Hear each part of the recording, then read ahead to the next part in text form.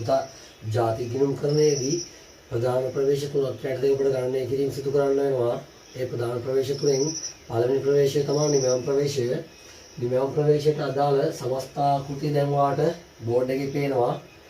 එතකොට අපි නිමැවුම් ප්‍රවේශයට අදාළව බලමු කොහොමද දලදේශීය නිෂ්පාදිතය ගණනය කරන්නේ. ඒ ගන්න දලදේශීය නිෂ්පාදිතය දල ජාතික නිෂ්පාදිතයක් කරන්නේ කොහොමද? ශුද්ධ දේශීය නිෂ්පාදිතයක් කරන්නේ කොහොමද? මේ විදිහට දලදේශීය නිෂ්පාදිතය විවිධ ආකාරයන්ට පරිවර්තනය කරන්නේ කොහොමද කියලා. හරි පුතේ. අපි මුලින්ම නිමැවුම් ප්‍රවේශය යටතේ වෙන්නේ පුතා නිමැවුම් ප්‍රවේශය යටතේ වෙන්නේ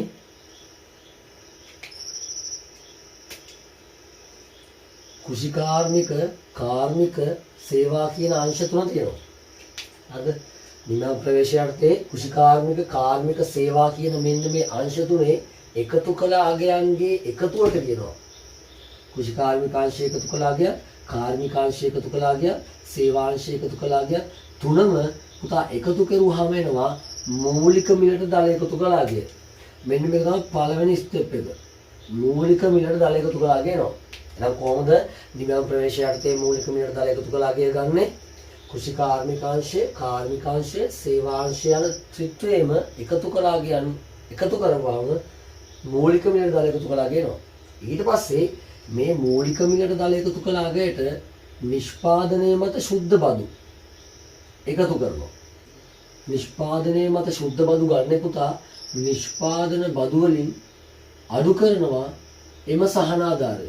නැත්නම් නිෂ්පාදන බදු වලින් නිෂ්පාදන සහන ආධාරය අඩු කරුවාට පස්සේ තමයි පුතා නිෂ්පාදනය මත ශුද්ධ බදු එන්නේ.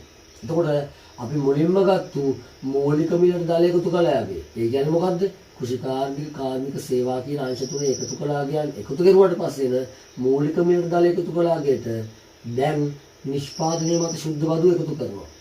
එතකොට මෙන්න මේ දෙක එකතු වුණාම අපිට ලැබෙනවා දෙවෙනි ස්ටෙප් එක විදිහට නිෂ්පාදකයාගේ මිලට දල එකතු කළාගේ. නිෂ්පාදකයාගේ මිලට දල එකතු කළාගේ. හරි. දෙවෙනි ස්ටෙප් එකත් අපි හරි. ඊට පස්සේ නිෂ්පාදකයාගේ මිලට දල එකතු කළාගේට එකතු කරනවා පාරිභෝගිකයා මත ශුද්ධ බදු. පාරිභෝගිකයා මත ශුද්ධ බදු ගන්නේ කොහොමද පුතා? භාණ්ඩ බද්දෙන් අඩු කරනවා එම සහන ආධාරය. නැත්තම් භාණ්ඩ බදු වලින් භාණ්ඩ මත ලබා දෙන සහන ආධාරය අඩු කරනවා. ඒක තමයි පාරිභෝගිකයා මත ශුද්ධ බද්ද එන්නේ. ඒ විතරක් නෙමෙයි. ආනයන බදු, වෙළඳ තීරුව, ප්‍රවාහන වියදම් ඒ සංරචක ඇතොත් තිබුණොත් ගණනය කිරීම තුළ ඒවත් නිෂ්පාදකයාගේ මිලට දල එකතු කළාගෙට එකතු කරනවා. එහෙනම් පුතේ පළවෙනි පියවර විදිහට අපි කුෂිකාර්මික කාර්මික සේවා කියන අංශ තුනේ දල එකතු කළාගයන් එකතු කරනවා. ඊට පස්සේ මූලික මිලට දල එකතු කළාගෙනවා. ඊට පස්සේ ඒ මූලික මිලට දල එකතු කළාගෙට නිෂ්පාදනයේ මත ශුද්ධ බදු එකතු කරනවා. ඊට පස්සේ නිෂ්පාදකයාගේ මිලට දල එකතු කළාගෙනවා. ඒ ආපු නිෂ්පාදකයාගේ මිලට දල එකතු කළාගෙට පාරිභෝගිකයා මත ශුද්ධ බදු, ආනයන බදු, ඇතොත්, වෙළඳ තීරුව ඇතොත්, ප්‍රවාහන වියදම් ඇතොත් එකතු කරනවා. ඇතොත් කියන්නේ ගාන තිබ්බොත් එකතු කරනවා. ඊට පස්සේ අපිට දැන් තමයි පුතා අවශ්‍ය කරන සාධකෙ එන්නේ. මෙන්න පොයින්ට් එක. තුන්වෙනි පොයින්ට් එක විදිහට අපි එන්නේ තුන්වෙනි ස්ටෙප් එක විදිහට එන්නේ වෙළඳපොළ මිලට දල දේශීය නිෂ්පාදිතය. මෙන්න මේක තමයි පුතා අපිට ඕන. වෙළඳපොළ මිලට දල දේශීය නිෂ්පාදිතය තමයි අපිට අවශ්‍ය. එතනින් එහාට මේ ගේම් එක ලේසි. වෙළඳපොළ මිලට දල දේශීය නිෂ්පාදිතය ගත්තට පස්සේ පුතේ උත්කරණය කිරීමක් අවශ්‍ය නැහැ. ගැළපීම් ටිකක් අවශ්‍ය වෙන්නේ. පුතා මෙන්න මතක තියාගන්න දල දේශීය නිෂ්පාදිතය ගත්තට පස්සේ ගාන හැදුවා සමානයි. දල දේශීය නිෂ්පාදිතය ගත්තට පස්සේ මේ ගාන ගොඩක් දුරට ලේසි වෙනවා. පුතා ඔයාට දල දේශීය නිෂ්පාදිතය ගත්තට පස්සේ ඕක දල ජාතික නිෂ්පාදනයක් කරන්න වෙනවා. එහෙනම් පුතේ දල දේශීය නිෂ්පාදිතයක් කොහොමද දල ජාතික නිෂ්පාදිතයක් කරන්න කියලා අපි ඉගෙන ගමු. ලේසි පුතා. නිෂ්පාදිතය කැපෙනවා. දලට දල කැපෙනවා. එහෙනම් පුතා දේශීය එකක් ජාතික කරන්නේ කොහොමද? දේශීය එකක් ජාතික කරන්නේ දේශීය අගයට එකතු කරනවා විදේශ ශුද්ධ ප්‍රාථමික ආදායම විදේශ සුද්ධ ප්‍රාථමික ආදායම කොහොමද පුතා විදේශ සුද්ධ ප්‍රාථමික ආදායම ගන්නෙ? විදේශ සුද්ධ ප්‍රාථමික ආදායම ගන්න පුතා ප්‍රාථමික ආදායම් ලැබීම් වලින් ප්‍රාථමික ආදායම් ලැබීම් වලින් ප්‍රාථමික ආදායම් ගෙවීම් අඩු කරන්න. ප්‍රාථමික ආදායම් ගෙවීම් අඩු කරන්න. ඒකට ප්‍රාථමික ආදායම් ලැබීම් වලින් ප්‍රාථමික ආදායම් ගෙවීම් අඩු කරුවාට පස්සේ වාට විදේශ සුද්ධ ප්‍රාථමික ආදායම එනවා. අන්නේ විදේශ සුද්ධ ප්‍රාථමික ආදායම දලදේශීය නිෂ්පාදිතයට එකතු කරුවාට පස්සේ අපිට එනවා පුතා දල ජාතික නිෂ්පාදිතය. අපි පාඩම් කරමු. දලදේශීය නිෂ්පාදිතයට විදේශ සුද්ධ ප්‍රාථමික ආදායම එකතු කරුවාට පස්සේ දල ජාතික නිෂ්පාදිතය ලැබෙනවා. හරි. දැන් අපි ගොඩාක් දුර මේ සමස්ත සටහනේ ගොඩක් දුර ඇවිල්ලා තියෙනවා. අවසාන ඊළඟට අපි ළඟ ගන්නවා. පුතා ඔයාට පුළුවන් මේ දල ජාතික ආදායම නැත්නම් දල ජාතික නිෂ්පාදිතය අපි දල ජාතික ආදායම කිව්වත් පුතා දල ජාතික නිෂ්පාදිතය කිව්වත් සමානයි ඈ. අයි නිෂ්පාදිතය මත බිහිවන ආදායමනේ. ඒක දල ජාතික ආදායම කිව්වත් දල ජාතික නිෂ්පාදිතය කිව්වත් සමානයි. ඒක ભેදයක් නැහැ. ඊට පස්සේ අපිට එනවා හතරවෙනි පොයින්ට් එකෙන් පස්සේ පස්වෙනි පොයින්ට් එක විදිහට පස්වෙනි ස්ටෙප් එක විදිහට වෙළඳපොළ මිලට වැය කළ හැකි දල ජාතික ආදායම. පුතා වෙළඳපොළ මිලට කලින් තිබ්බේ දල ජාතික ආදායම. දැන් තියෙන්නේ මොකද්ද? වැය කළ හැකි දල ජාතික ආදායම. නේ? වැය කළ හැකි දල ජාතික ආදායම. එහෙනම් පුතා කොහොමද ගන්නෙ? ඔයාගාව දැන් දල ජාතික ආදායම නැත්නම් දල ජාතික නිෂ්පාදිතය තියෙනවා. නම් ආදායම නිෂ්පාදිතය කිව්වත් කමක් නැහැ. දෙක සමානයි. එහෙනම් ඔයාගාව දැන් දල ජාතික නිෂ්පාදිතය නැත්නම් දල ජාතික ආදායම තියෙනවා මේ. අපි දැන් හතරවෙනි ස්ටෙප් එක පහු කරනවානේ. ඒක ඔයාගාව තියෙනවනේ. එහෙනම් පුතා වෙළඳපොළ මිලට වැය කළ හැකි දල ජාතික ආදායම ගන්න කොහොමද? දල ජාතික නිෂ්පාදිතය තියෙද්දි වැය කළ හැකි දල ජාතික නිෂ්පාදිතය ගන්න නම් පුතා හරියසි දල ජාතික නිෂ්පාදිතයක් වැය කළ හැකි දල ජාතික නිෂ්පාදිතයක් කරන්න නම් ඒ දල ජාතික නිෂ්පාදිතයට එකතු කරන්න ඕන විදේශ සුද්ධ ද්විතීක ආදායම. මොකද්ද? විදේශ සුද්ධ ද්විතීක ආදායම. විදේශ සුද්ධ ද්විතීක ආදායම කියන්නේ මොකක්ද?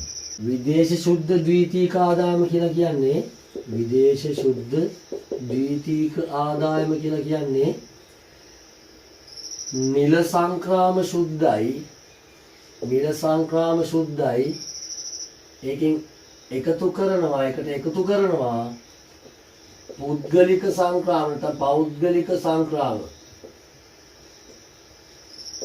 මේ දෙක එකතු කරුවාම එනවා විදේශ සුද්ධ ද්විතීක ආදායම. මේකට කියන තවත් නමක් තියෙනවා පුතා විදේශ සුද්ධ වර්තන සංක්‍රාම කියලා කියනවා. විදේශ සුද්ධ වර්තන සංක්‍රාම කියලාත් ඔකට කියනවා. ඔතන සාකච්ඡා වුන්නේ නැහනේ මේ මූල සමස්ත ප්‍රවේශයටදී සුද්ධ දේශීය නිෂ්පාදිතය. හරිද? මම කියවනේ හැමතිස්සෙම මේ දල දේශීය නිෂ්පාදිතය හොයාගත්තට පස්සේ කියලා ගේම හොයාගත්තට පස්සේ ගේම් එක ලේසි කියලා.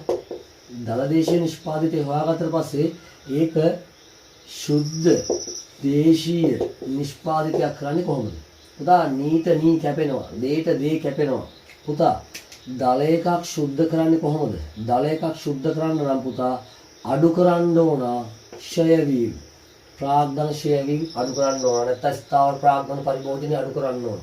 දල දේශීය නිෂ්පාදිතේ සුද්ධ දේශීය නිෂ්පාදිතය කරන්න නම් පුතා නීත කැපෙනවා. දේට දේ කැපෙනවා. දල එකක් සුද්ධ කරන්න දල එකෙන් පුතා අඩු කරනවා ක්ෂය. දල එකෙන් අඩු කරනවා පුතා ප්‍රාග්ධන ක්ෂය වීම නැත්නම් ස්ථාවර ප්‍රාග්ධන පරිභෝජනය. ඔන්න ඔහොම තමයි නිමැවුම් ප්‍රවේශයේදී සමස්ත ආකෘතිය.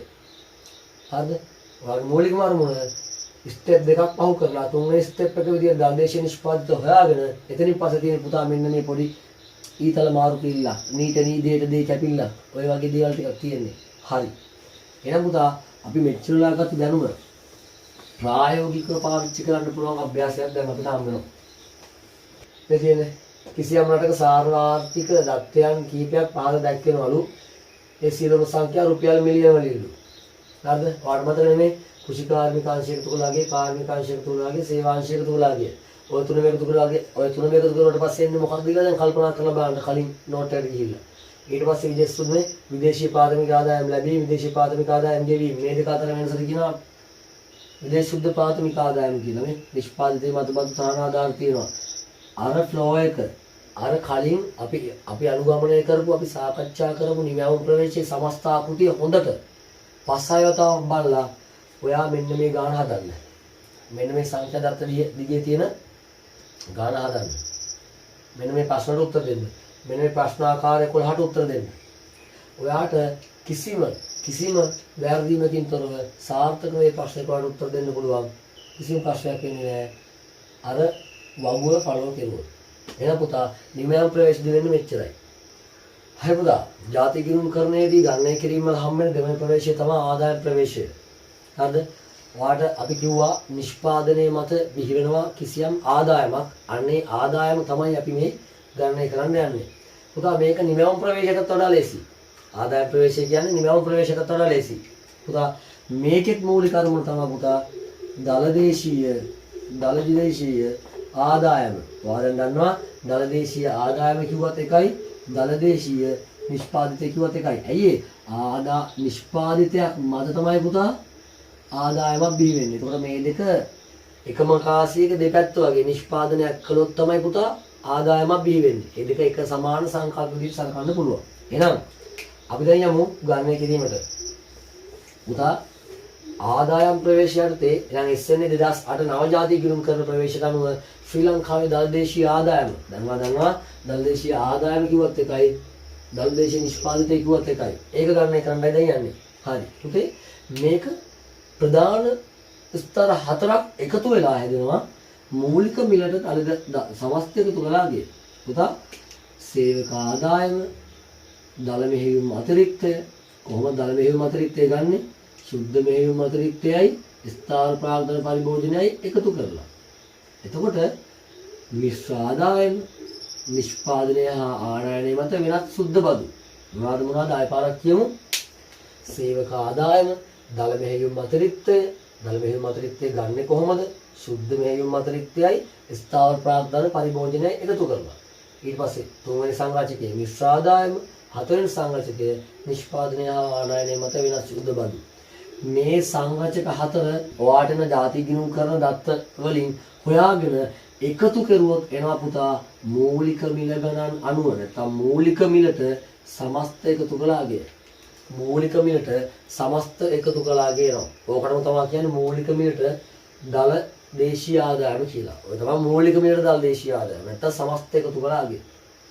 අපිට මූලික මිල සමස්ත එකතු කළාගේ හොයාගෙන ඒකට මෙන්න මෙයා කවුද? සුද්ධ වක්‍ර බදු. සුද්ධ වක්‍ර බදු එකතු කරුවාට පස්සේ තමයි පුතා අපිට අවශ්‍ය කරන මෙන්න මේ ස්ටෙප් එකට එන්නේ. අපිට ඕන මේකනේ. වෙළඳපොළ මිලට දලදේශීය ආදායම නැත්නම් පුතා දලදේශීය නිෂ්පාදිතය කියන්නත් පුළුවන්. එහෙනම් ආදායම් ප්‍රවේශයේදී ඉතාම ලේසි. මොනවාද? සේවක ආදායම්, දල මෙහෙයුම් අතිරික්තය, මිශ්‍ර ආදායම්, නිෂ්පාදනය ආනයනය මත වෙනස් සුද්ධ බදු සහ ඒවට එකතු කරනවා සුද්ධ වක්‍ර බද්ද. අන්න ඒවා පුතේ දලදේශීය නිෂ්පාදිතය. සංරචක පහක් එකතු කරන්න පුළුවන් නම් ඔයාට මතක තියාගෙන ඔයාට ගත්ත හැකි ආදායම් ප්‍රවේශයටදී දලදේශීය ආදායම. ආදායම් ප්‍රවේශයටදී දලදේශීය ආදායම ගන්න පුළුවන්. එහෙනම් අපි ආයෙ පාරක් පාඩම් කරගමු. හරි ළමයි. කොහොමද ආදායම් ප්‍රවේශයටදී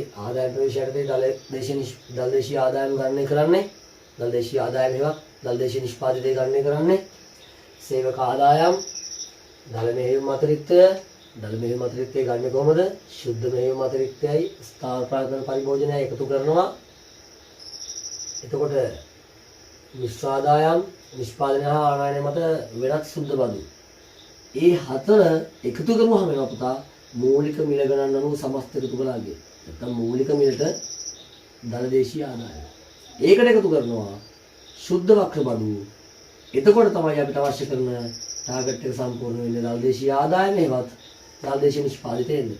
දැන් ඔයා දන්නවා දලදේශීය නිෂ්පාදිතය දල ජාතික නිෂ්පාදිතයක් කරන් දැන් ඔයා දන්නවනේ. ඔයාට මම කියා දුන්නානේ. නීට නී දලට දල කැපෙනවා. ඔයාට පුතා දේශීය එකක් ජාති කරගන්න දැන් පුළුවන්.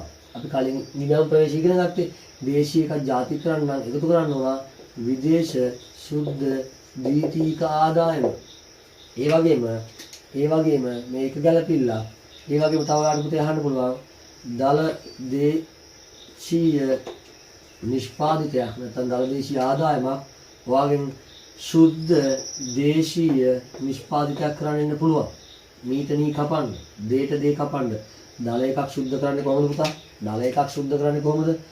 අඩු කරන්න දල එකකින් අඩු කරන්න ෂය ප්‍රාග්ධන ෂය වීම, ස්ථාවර ප්‍රාග්ධන පරිභෝජන ෂය වීම අඩු කරන්න. ඔන්න එනවා පුතා. මෙන්න එනවා සුද්ධ දේශීය නිෂ්පාදිත හොයන හැටි. සුද්ධ දේශීය නිෂ්පාදිත හොයන හැටි. තව අහන්න පුළුවන්. දල ජාතික නිෂ්පාදිතය නේ.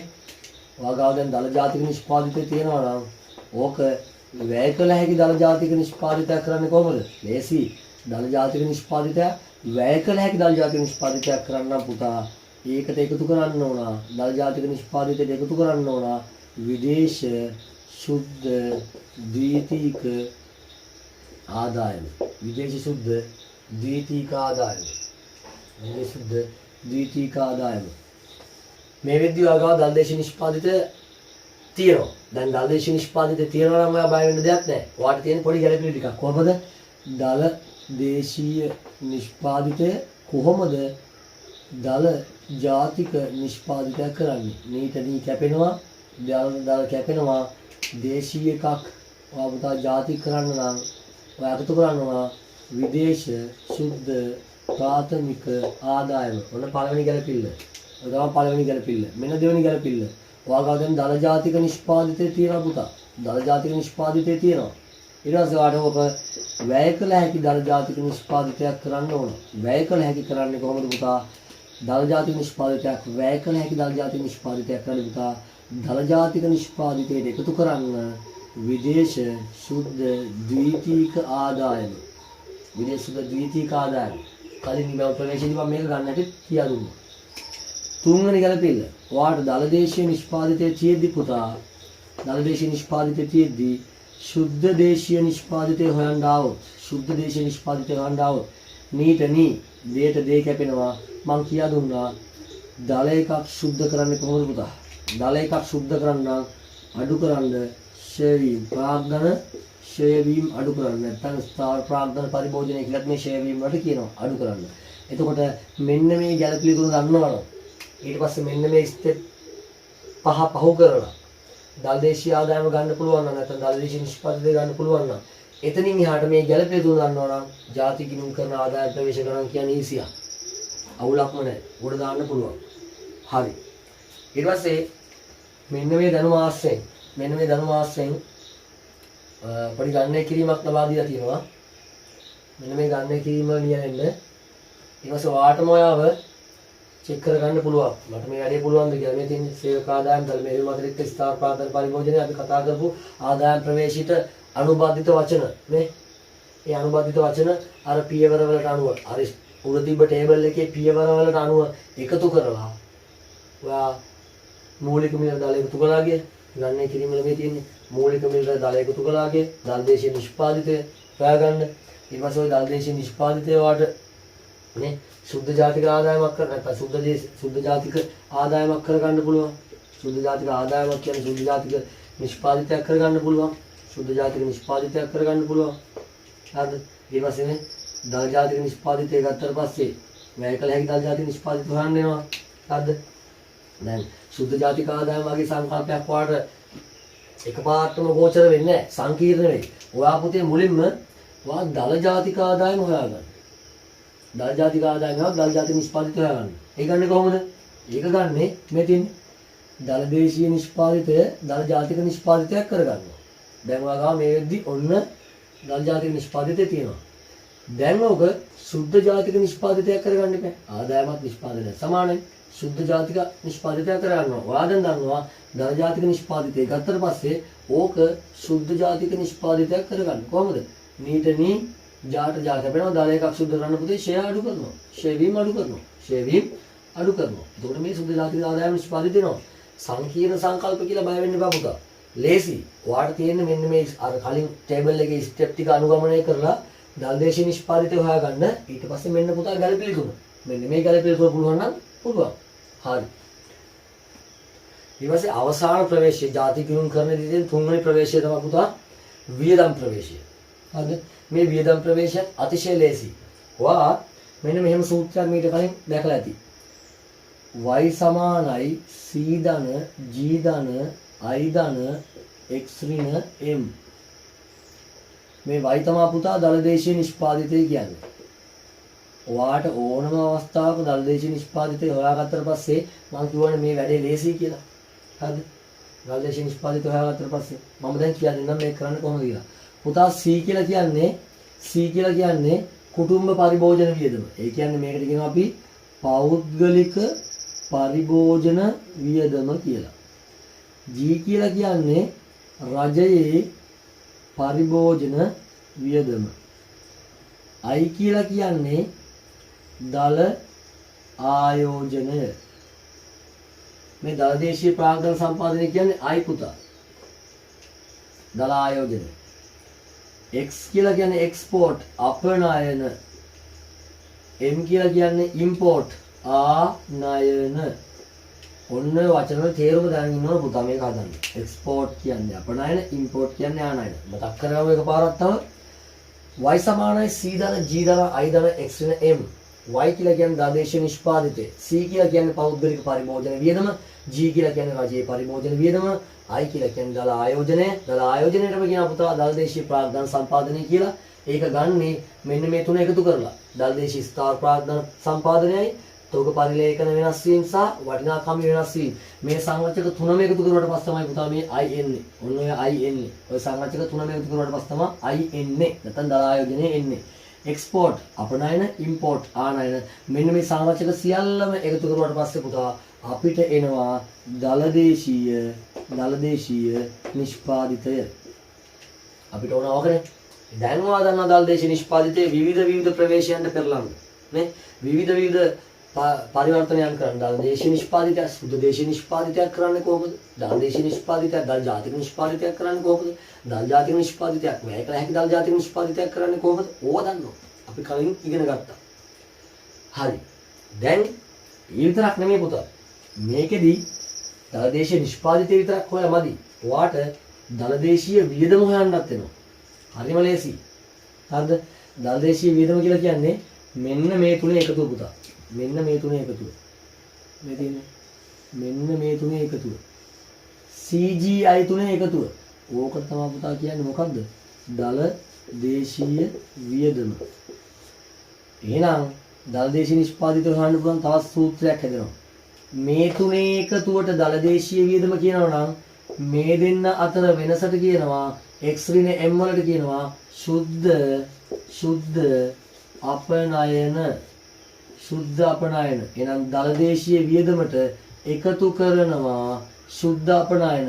එතකොට තමයි පුතා දලදේශීය නිෂ්පාදිතය එන්නේ.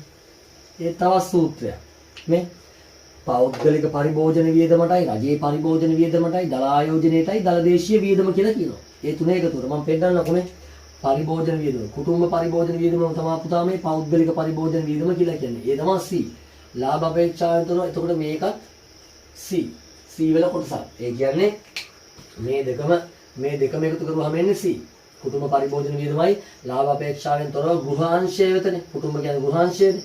ගෘහාංශය වෙත සේවා සපයන ආයතනික අංශවල පරිභෝජන වියදම ඒකත් C ම තමයි. එහෙනම් C වල සංරචක දෙකයි. උපසංරචක දෙකයි. මේ දෙක එකතු වෙන C එනවා.